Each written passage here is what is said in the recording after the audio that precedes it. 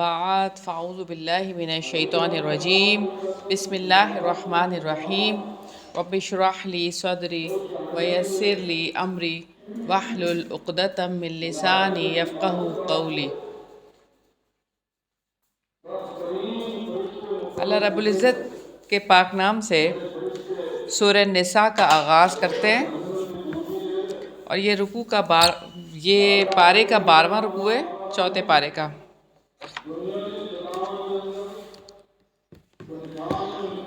سورہ نساء مدینہ میں نازل ہوئی، اس میں 176 آیات ہیں۔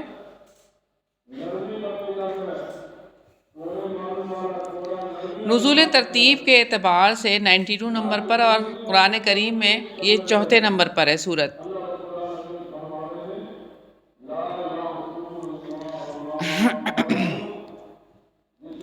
رکوع کا موضوع ہے خاندانی نظام کی بہتری کے لیے قوانین۔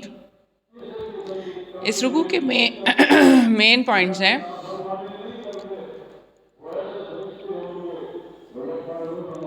تمام انسان برابر ہیں، رشتہ قرابت کے حقوق، یتیم، رشتہ نکاح، وراثت۔ یا ایھا الناس اتقوا ربکم الذی خلقکم من نفس واحدہ وخلق منها زوجها وبث منہما رجالا کثیرا ونساء واتقوا اللہ الذی تساءلون بہ والارحام ان اللہ کان علیکم رقیبا۔ اے لوگو، اپنے رب سے ڈرو جس نے تمہیں ایک جان سے پیدا کیا اور اسی سے اس کی بیوی پیدا کی، اور اس نے ان دونوں سے بہت سے مرد اور عورتیں پھیلا دیے، اور اللہ تعالیٰ سے ڈر کر رہو جس کے واسطے سے تم ایک دوسرے سے سوال کرتے ہو، اور رشتہ داری کو بگاڑنے سے بھی ڈرو، بلا شبہ اللہ تعالیٰ تم پر ہمیشہ سے پورا نگہبان ہے۔ تمام انسان برابر ہیں۔ اللہ تعالیٰ نے ایک جان سے پیدا کیا ہے، اسی سے اس کا جوڑا پیدا کیا۔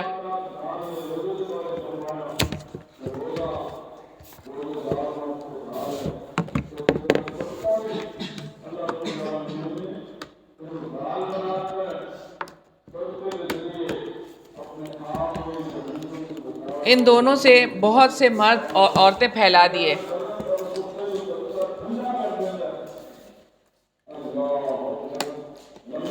اور رشتہ داری کو بگاڑنے سے بھی ڈرو۔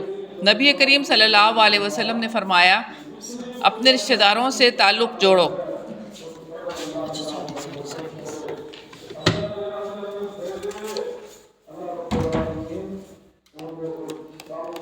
یتیموں کو ان کے مال دو، وَآتُوا الْيَتَامَى أَمْوَالَهُمْ وَلَا تَتَبَدَّلُوا الْخَبِيثَ بِالطَّيِّبِ۔ اور یتیموں کو ان کے مال دے دو، اور ناپاک کو پاک سے نہ بدلو، اور ان کے مالوں کو اپنے مالوں کے ساتھ ملا کر نہ کھاؤ، یقیناً وہ ہمیشہ سے بہت ہی بڑا گناہ ہے۔ یتیموں کے ولیوں کو حکم ہے، اور اگر تمہیں ڈر ہو کہ یتیموں کے حق میں انصاف نہ کر سکو گے تو دوسری عورتوں میں سے جو تمہیں پسند آئے 2 اور 3 اور 4 کے ساتھ نکاح کرو۔ اگر تم ڈرو کہ تم عدل نہ کر سکو گے تو ایک ہی سے نکاح کرو، یا وہ جس کے ساتھ تمہارے دائیں ہاتھ مالک ہوں۔ لونڈیاں، یہ زیادہ قریب ہے کہ تم انصاف سے نہ ہٹو۔ اگر کسی کے پاس یتیم بچی ہو اور وہ اس سے نکاح کرنا چاہے مگر اسے پورا مہر ہے،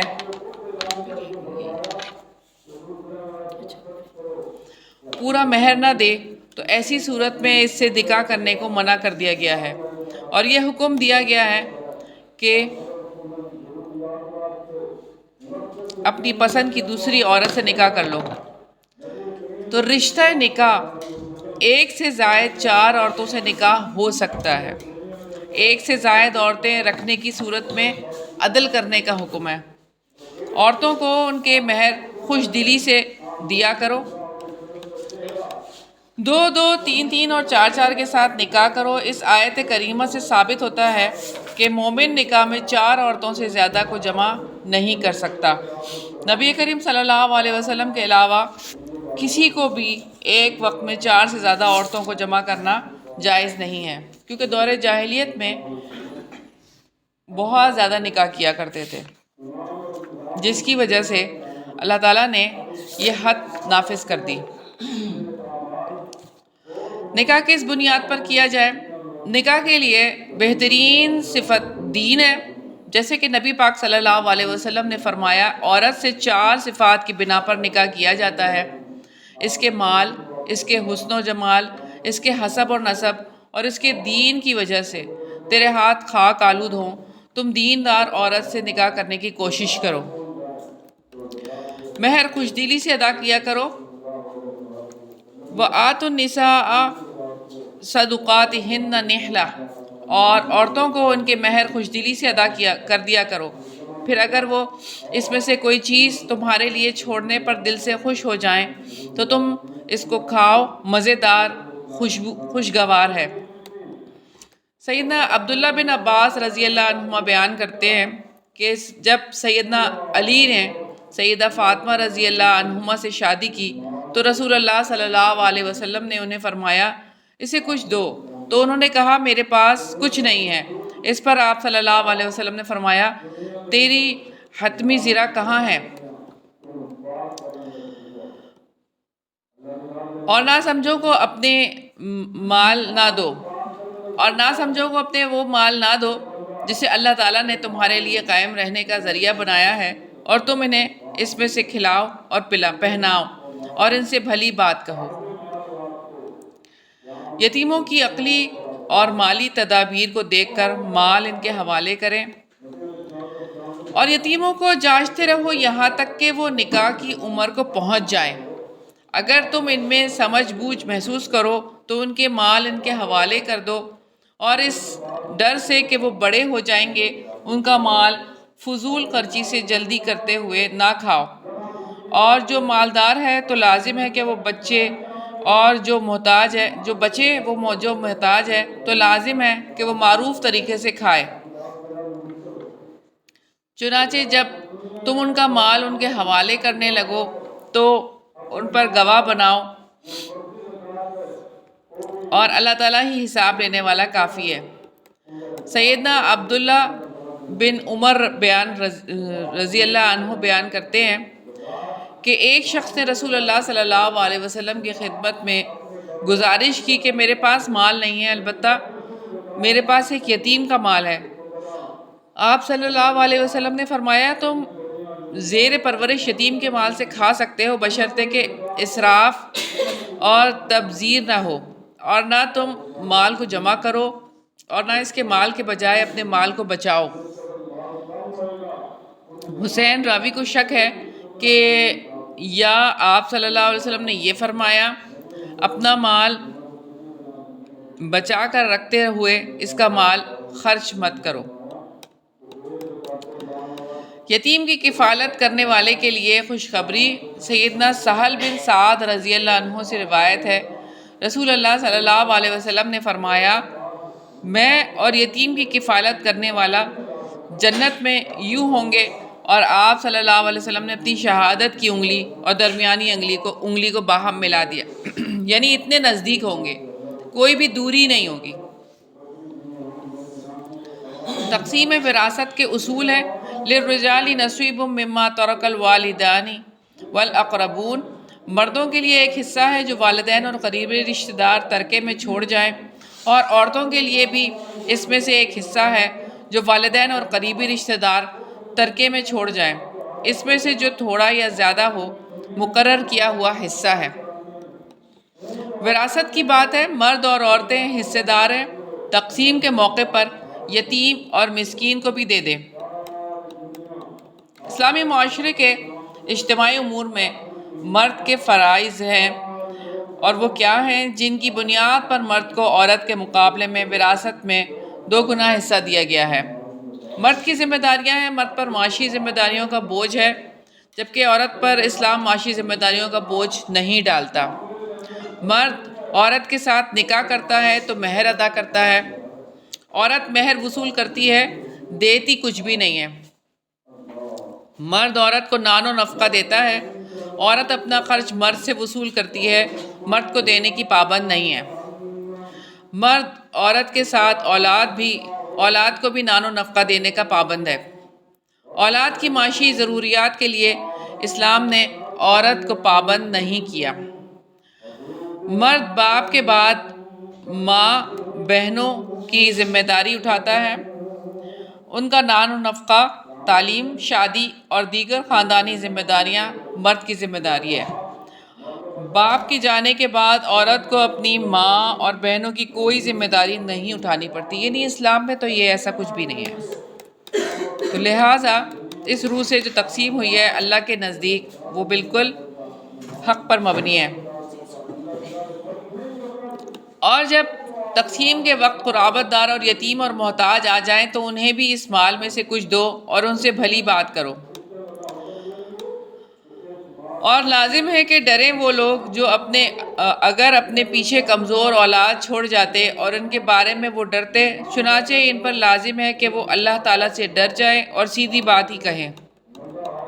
یتیموں کا مال کھانے والوں کو وعید دی ہے اللہ تعالیٰ نے، ان الذین یأکلون اموال الیتامی ظلما، بلا شبہ وہ لوگ جو یتیموں کے مال ظلم سے کھاتے ہیں وہ اپنے پیٹوں میں آگ کے سوا کچھ نہیں کھاتے اور جلد ہی وہ دہکتی آگ میں داخل ہوں گے۔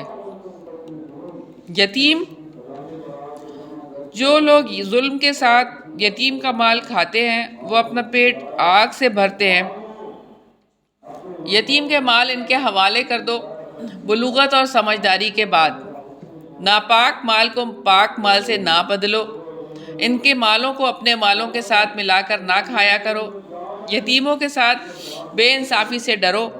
دوسری عورتوں سے نکاح کر لو۔ یتیموں کے سرپرست پرہیزگاری سے کام لیں۔ جو فقیر ہو تو اس کو چاہیے کہ وہ دستور کے مطابق کھائے۔ نبی کریم صلی اللہ علیہ وسلم نے فرمایا کہ صحابہ کرام علیہ السلام نے پوچھا، صحابہ رضی اللہ عنہم نے پوچھا کہ وہ کون کون سے ہیں؟ تو آپ صلی اللہ علیہ وسلم نے فرمایا شرک کرنا، جادو کرنا، ناحق قتل کرنا، سود خوری کرنا، لڑائی سے بھاگنا، یتیم کا مال کھانا اور بھولی بھالی معصوم عورتوں پر الزام لگانا، یہ 7 تباہ کن گناہ ہیں۔ اس رکوع کے اندر جو کرنے والے کام ہیں، رسول اللہ صلی اللہ علیہ وسلم نے صلہ رحمی کرنی سکھائی۔ رسول اللہ صلی اللہ علیہ وسلم نے اللہ تعالیٰ کی نگرانی کو محسوس کرنا سکھایا، اور رسول اللہ صلی اللہ علیہ وسلم نے رشتہ داری کے تعلقات کو بگاڑنے سے بچایا۔ رسول اللہ صلی اللہ علیہ وسلم نے یتیموں کے ساتھ بے انصافی کرنے سے بچایا اور یتیموں سے حسن سلوک کرنا سکھایا۔ عورتوں کے مہر خوشدلی سے ادا کرنے سکھائے، اور آپ صلی اللہ علیہ وسلم نے مال کو ضائع کرنے سے بچنا سکھایا۔ بیویوں کے درمیان انصاف کرنے کی مثالیں آپ صلی اللہ علیہ وسلم نے پیش کی، اور وراثت کی تقسیم کے موقع پر حسن معاملہ کرنا سکھایا، سیدھی سچی بات کرنی سکھائی، یتیم کے سرپرست کا پرہیزگاری سے کام لینا۔ یتیم کا سرپرست اگر فقیر ہے تو اس کا معروف طریقے سے حق خدمت وصول کرنا، یتیموں کا مال ان کے حوالے کرتے ہوئے گواہ ٹھہرا لینا، وراثت کی تقسیم کے موقع پر یتیموں اور مسکینوں کو کچھ دے دینا، یتیموں اور مسکینوں کے ساتھ بھلی بات کرنا، سیدھی سچی بات کرنا۔ جو کام نہیں کرنے، رشتہ داری کے تعلقات بگاڑنا، یتیموں کے مال غصب کر لینا، یتیموں کے اچھے مال کو برے مال سے بدل ڈالنا، یتیموں کے مال کو اپنے مال سے ملا کر کھا جانا، بیویوں کے درمیان ناانصافی کرنا، یہ کام نہیں کرنے، یتیموں کا مال اسراف سے جلدی جلدی کھا جانا، ظلم سے یتیموں کا مال کھا جانا۔ کمٹمنٹ پوائنٹس ہیں: اللہ تعالیٰ کا خوف دل میں پیدا کرنا ہے۔ اس مقصد کے حصول کے لیے انسانوں کا حق ادا کرتے ہوئے اللہ تعالیٰ سے ڈرنا ہے۔ اپنے خاندان کے یتیم افراد کے بارے میں اپنے گھر والوں سے ڈسکس کرنا ہے کہ ان کے حقوق کیسے ادا کریں۔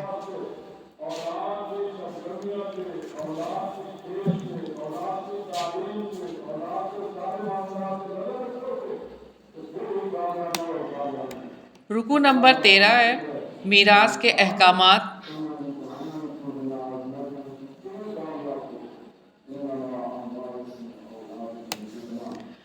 اس رکوع کے مین پوائنٹس ہیں میراث کے اصول، میراث کی تقسیم، میراث میں والدین کا حصہ، کلالہ کی وراثت، وراثت کی تقسیم کا آغاز کیسے ہوگا۔ آیت میراث ہے یوصیکم اللہ فی اولادکم للذکر مثل حظ الانثیین۔ اللہ تعالیٰ تمہاری اولاد کے بارے میں تمہیں وصیت کرتا ہے، مرد کے لیے 2 عورتوں کے برابر حصہ ہے، پھر اگر عورتیں 2 سے زیادہ ہوں تو میت نے جو چھوڑا ہو اس میں سے 2/3 ان کے لیے حصہ ہے، اور اگر وہ اکیلی ہو تو آدھا ترکہ اس کے لیے ہے، اور میت کے ماں باپ میں سے ہر ایک کے لیے چھٹا حصہ ہے۔ اس میں سے جو اس نے چھوڑا اگر اس کی اولاد ہو، پھر اگر اس کی کوئی اولاد نہ ہو اور اس کے وارث اس کے والدین ہو تو اس کی ماں کا 1/3 حصہ ہے، پھر اگر اس کے بہن بھائی بھی ہوں تو اس کی ماں کا چھٹا حصہ ہے۔ اس وصیت کے بعد جو وہ کر جائے، یا قرض کے بعد تمہارے باپ ہوں یا تمہارے بیٹے، تم نہیں جانتے کہ ان میں سے نفع پہنچانے میں تمہارے زیادہ قریب کون ہے، یہ اللہ تعالیٰ کی طرف سے مقرر کیا ہوا ہے، یقیناً اللہ تعالیٰ ہمیشہ سے سب کچھ جاننے والا، کمال حکمت والا ہے۔ تو میراث کا مال یعنی وراثت کا مال مرد کے لیے 2، عورتوں کے برابر حصہ ہے۔ میراث کی تقسیم کے حوالے سے بیٹی اکیلی ہو تو آدھا ترکہ ہے، 2 یا 2 سے زیادہ بیٹیاں 2/3 حصہ ہے۔ میراث میں والدین کا حصہ ہے، میت صاحب اولاد ہو تو والدین کا چھٹا حصہ ہے، اور میت کی اولاد بہن بھائی شوہر بیوی نہ ہو، والدہ کا تیسرا حصہ اور والد کا 2/3 حصہ ہے۔ اولاد نہ ہو، والدین اور بہن بھائی ہوں، ماں کا چھٹا حصہ، باپ کا تیسرا حصہ، اور باقی بہن بھائیوں میں تقسیم ہوگا۔ میت کی اولاد نہیں، والدین میں شوہر بیوی ہیں تو شوہر کا نصف، بیوی کا چوتھا اور والدہ کا تیسرا، باقی والد کا ہوگا۔ شوہر اور بیوی کی وراثت کے احکامات ہیں وَلَكُمْ نِصْفُ مَا تَرَكَ أَزْوَاجُكُمْ إِن لَّمْ يَكُن لَّهُنَّ وَلَدٌ، اور جو تمہاری بیویاں چھوڑ جائیں اس میں تمہارا آدھا حصہ ہے اگر ان کے لیے کوئی اولاد نہ ہو، پھر اگر ان کے لیے اولاد ہو تو تمہارے لیے اس میں چوتھائی حصہ ہے جو انہوں نے چھوڑا ہے۔ اس وصیت کے بعد جو وہ کر جائیں یا قرض کی ادائیگی کے بعد، اور ان کے لیے چوتھائی حصہ ہے اس میں سے جو تم نے چھوڑا اگر تمہاری کوئی اولاد نہ ہو، پھر اگر تمہارے لیے کوئی اولاد ہو اس میں سے ان کے لیے 8واں حصہ ہے جو تم نے چھوڑا ہے۔ اس وصیت کے بعد جو تم کر جاؤ یا قرض کی ادائیگی کے بعد، اور اگر کوئی مرد جس کا ورثہ لیا جا رہا ہے، جس کا نہ باپ ہے اور نہ اولاد، یا وہ کوئی عورت ہو اور اس کے لیے ایک بھائی یا ایک بہن ہو، تو دونوں میں سے ہر ایک کے لیے چھٹا حصہ ہے، پھر اگر وہ بہن بھائی اس سے زیادہ ہوں تو وہ سب 1/3 میں شریک ہوں گے۔ وصیت کے بعد جو کی جائے یا قرض کی ادائیگی کے بعد، بشرطے کہ کسی کا نقصان نہ کیا گیا ہو، اللہ تعالیٰ کی طرف سے وصیت ہے، اور اللہ تعالیٰ سب کچھ جاننے والا نہایت بردبار ہے۔ بیوی کی میراث میں شوہر کا حصہ۔ بیوی بے اولاد فوت ہوئی تو شوہر کو اس کی میراث کا آدھا حصہ ملے گا۔ بیوی صاحب اولاد فوت ہوئی تو شوہر کو چوتھا حصہ ملے گا۔ شوہر کی میراث میں بیوی کا حصہ۔ شوہر بے اولاد فوت ہو گیا تو بیوی کو چوتھا حصہ ملے گا۔ شوہر صاحب اولاد فوت ہوا تو بیوی کو 8واں حصہ ملے گا۔ کلالہ کی وراثت ہے، ایک بھائی ایک بہن ہر ایک کو چھٹا حصہ ملے گا۔ ایک سے زائد بہن بھائی کل ترکے کا تیسرے حصے میں سب شریک ہوں گے۔ کلالہ کون ہے؟ اگر میت کا باپ ہے نہ دادا، بیٹا ہے نہ پوتا، بیٹی ہے نہ پوتی، خواہ نیچے تک چلے جائیں، ایسی میت کو کلالہ کہا جاتا ہے، جیسا کہ سیدنا ابو بکر صدیق رضی اللہ عنہ نے اس کی تفسیر بیان کی ہے، اور اسی مفہوم میں اجماع واقع ہو گیا ہے۔ وراثت کی تقسیم کا آغاز کیسے ہوگا؟ میت پر جو قرض ہے وہ قرض ادا کیا جائے گا، جو وصیت وہ کر جائیں وہ وصیت پوری کی جائے گی۔ قانون وراثت بدلنے والوں اور قانونی حدوں کو توڑنے والوں کے لیے جہنم کی آگ ہے۔ اللہ تعالیٰ کی حدود ہے، تلک حدود اللہ، یہ اللہ تعالیٰ کی حدود ہیں، اور جو اللہ تعالیٰ اور اس کے رسول کی فرما برداری کرے گا وہ اسے جنتوں میں داخل کرے گا جن کے نیچے سے نہریں جاری ہوں گی، ان میں وہ ہمیشہ رہنے والے ہیں، اور یہ بہت بڑی کامیابی ہے۔ اللہ تعالیٰ کی حدود سے نکلنے والے کی سزا، وَمَن يَعْصِ اللَّهَ وَرَسُولَهُ وَيَتَعَدَّ حُدُودَهُ يُدْخِلْهُ نَارًا خَالِدًا فِيهَا وَلَهُ عَذَابٌ مُّهِينٌ، اور جو اللہ تعالیٰ اور اس کے رسول کی نافرمانی کرے گا اور اس کی حدوں سے نکل جائے گا، اللہ تعالیٰ اس کو آگ میں داخل کرے گا جس میں وہ ہمیشہ رہنے والا ہے، اور اس کے لیے رسوا کن عذاب ہے۔ اس رکوع میں کرنے والے کام ہیں وصیت پوری کرنا، قرض ادا کرنا، اللہ تعالیٰ اور اس کے رسول صلی اللہ علیہ وسلم کی اطاعت کرنا، اور جو کام نہیں کرنے، وصیت کے ذریعے دوسروں کو نقصان پہنچانا، قرض کے ذریعے دوسروں کو نقصان پہنچانا، اللہ تعالیٰ اور اس کے رسول کی نافرمانی کرنا، اللہ تعالیٰ کی حدود سے تجاوز کرنا۔ کمٹمنٹ پوائنٹس ہیں، میراث کے احکامات کو سیکھنا ہے انشاءاللہ تعالیٰ۔ رکوع نمبر 14 ہے اسلامی معاشرے کو بے راہ روی سے پاک کرنے کے اقدامات۔ اس رکوع کے مین پوائنٹس ہیں بے راہ روی سے روکنے کے لیے کیے گئے اقدامات، توبہ اور عورت۔ فاحشہ عورتوں کے لیے ابتدائی حکم ہے وَاللَّاتِي يَأْتِينَ الْفَاحِشَةَ مِن نِّسَائِكُمْ فَاسْتَشْهِدُوا عَلَيْهِنَّ أَرْبَعَةً مِّنكُمْ، اور تمہاری عورتوں میں سے جو بدکاری کریں ان پر اپنے میں سے 4 مردوں کی گواہی لو، پھر اگر وہ گواہی دے دیں تو انہیں گھروں میں بند رکھو یہاں تک کہ انہیں موت اٹھا لے جائے یا اللہ تعالیٰ ان کے لیے کوئی راستہ نکال دے۔ بدکاری کرنے والے مردوں کے لیے ابتدائی حکم ہے اور تم میں سے جو بھی 2 افراد بدکاری کریں ان دونوں کو سزا دو، پھر اگر وہ دونوں توبہ کر لیں اور اصلاح کر لیں تو ان سے درگزر کرو، یقیناً اللہ تعالیٰ ہمیشہ سے بے حد توبہ قبول کرنے والا نہایت رحم والا ہے۔ بے راہ روی سے روکنے کے لیے کیے گئے اقدامات ہیں فاحشہ عورتوں کو 4 گواہوں کے بعد نظر بند کر دیا جائے، یہ ابتدائی حکم ہے۔ بدکاری کا ارتکاب کرنے والے مردوں کو اذیت دو، اگر وہ توبہ کر لیں اور اصلاح کر لیں تو ان سے درگزر کرو۔ بعد میں سورہ نور میں اس کے حوالے سے نئے احکامات آئے، وہ انشاءاللہ ہم پڑھیں گے۔ سیدنا عبادہ بن صامت رضی اللہ عنہ بیان کرتے ہیں کہ رسول اللہ صلی اللہ علیہ وسلم نے فرمایا، مجھ سے احکام سیکھ لو، مجھ سے احکام سیکھ لو، مجھ سے احکام سیکھ لو۔ اللہ تعالیٰ نے عورتوں کے لیے سبیل پیدا فرما دی ہے، وہ یہ کہ کمارہ کماری کے ساتھ بدکاری کرے تو اس کے لیے 100 کوڑے، اور اس کے لیے جلا وطنی ہے، اور شادی شدہ مرد شادی شدہ عورت کے ساتھ بدکاری کرے تو ان میں سے ہر ایک کے لیے 100 کوڑے اور رجم کی سزا ہے۔ فعل قوم لوط کی سزا بھی بتا دی گئی۔ سیدنا ابن عباس رضی اللہ عنہما سے مرفوعاً روایت ہے کہ جس کو تم پاؤ کہ اس نے قوم لوط کا عمل کیا تو فاعل اور مفعول دونوں کو قتل کر دو۔ اسلامی معاشرے کی پاکیزگی کے لیے کی جانے والی کوششیں۔ اسلامی معاشرے کی پاکیزگی کے لیے اسلامی ریاست کے قیام کا انتظار کیے بغیر اخلاقی پاکیزگی کی کوششیں کی جانی چاہیے۔ یعنی یہ نہیں سوچنا چاہیے کہ قانون تو نافذ ہوا نہیں ہے۔ قانون کے نفاذ سے پہلے زنا کی ممانعت جیسے مکی دور میں کی گئی تو اس وقت تو قانون نافذ نہیں ہوا تھا۔ تو پاکیزگی اصل ہے۔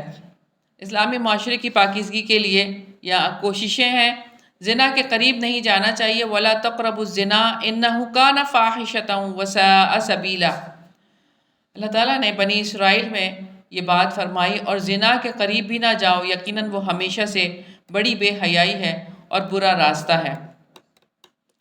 اور اپنی شرمگاہوں کی حفاظت کا حکم ہے، اور سورہ مومنون میں اللہ تعالیٰ نے یہ حکم ارشاد فرمایا والذین هم لفروجہم حافظون، اور وہی جو اپنی شرمگاہوں کی حفاظت کرنے والے ہیں۔ جنسی بیرا روی کے لیے سخت ترین سزاؤں کی حکمت ہے کہ اتنی سخت ترین سزائیں اللہ تعالیٰ نے تجویز کی ہیں۔ اسلام نے انسان کو ہلاکت سے بچانے کے لیے اور انسانی زندگی کو انسانی بنیادوں پر چلانے کے لیے جنسی بیرا روی کے لیے سخت ترین سزائیں تجویز کی ہیں۔ اللہ تعالیٰ نادانی سے برا عمل کرنے والے کی توبہ قبول کر لیتا ہے۔ انما التوبۃ علی اللہ للذین یعملون السوء بجہالۃ ثم یتوبون من قریب۔ اللہ تعالیٰ پر توبہ کا قبول کرنا صرف انہی کے لیے ہے جو نادانی سے برائی کرتے ہیں پھر جلد ہی اس سے توبہ کرتے ہیں، تو یہی لوگ ہیں جن پر اللہ تعالیٰ مہربان ہوتا ہے، اور اللہ تعالیٰ ہمیشہ ہی سے سب کچھ جاننے والا کمال حکمت والا ہے۔ موت کے وقت توبہ قبول نہیں ہوتی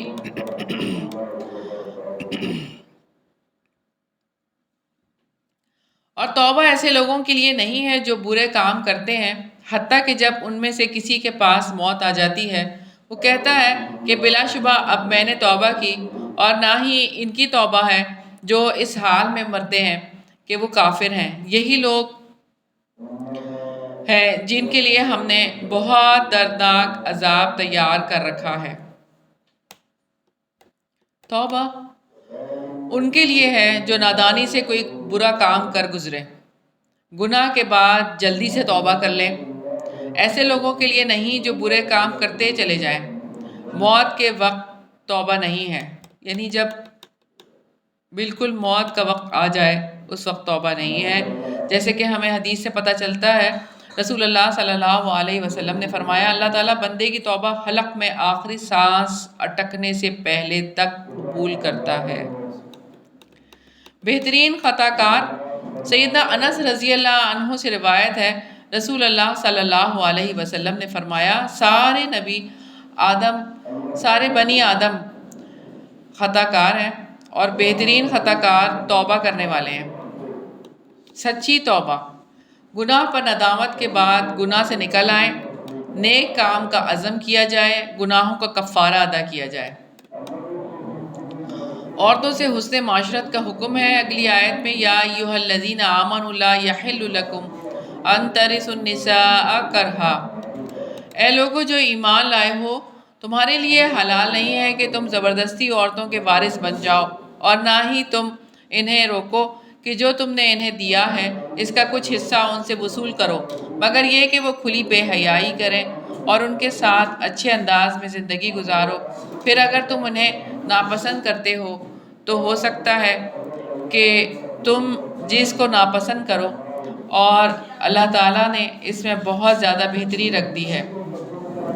عورتوں کے ساتھ حسن سلوک کا حکم، رسول اللہ صلی اللہ علیہ وسلم حجۃ الوداع کے موقع